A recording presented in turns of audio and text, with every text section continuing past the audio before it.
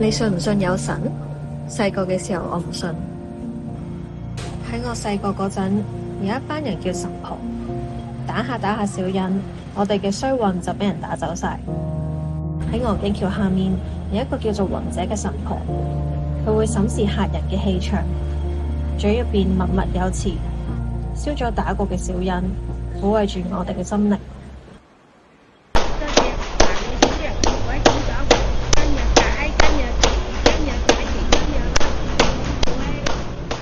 打小人咧，真係有嗰啲唔抱嘅人啊，唔中意嗰啲人啊，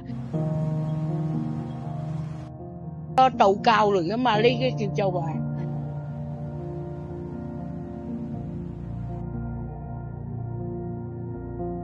好凄涼噶，做呢啲啊，差唔多啦，都係呢幾個人做嘅。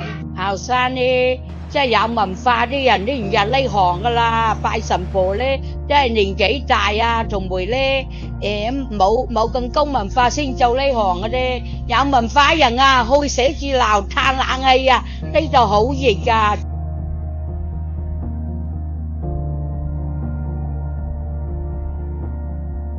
所有嗰啲客人嚟咧問啲問題，你又要解決，又要解釋俾人聽咁啊嘛，唔足常樂啊，有客來咪做咯，冇客咪算咯。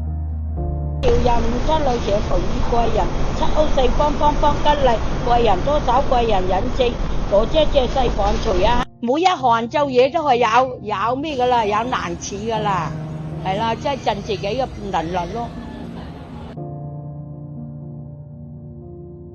幫人啊，仲咪幫到人啊，解決好多問題噶，工作問題啦，家庭問題啦，兩個啊鬧交啊。同佢拜啊神啊，同佢求啊姻緣啊，然後佢兩個好翻啊。有啲上司啊，威脅佢啊，或者抵啊，即係咧打咗個小人啲運程低，佢自己運程高啲咁咯，俾個貴人佢啊，或者俾乜嘢啊，咁樣幫下人，幫到人啦，咪開心咯。打小人呢就係保平安噶，即係有小人幫你拱走佢，冇小人保平安。家庭平安，屋企平安，自己平安緊咯。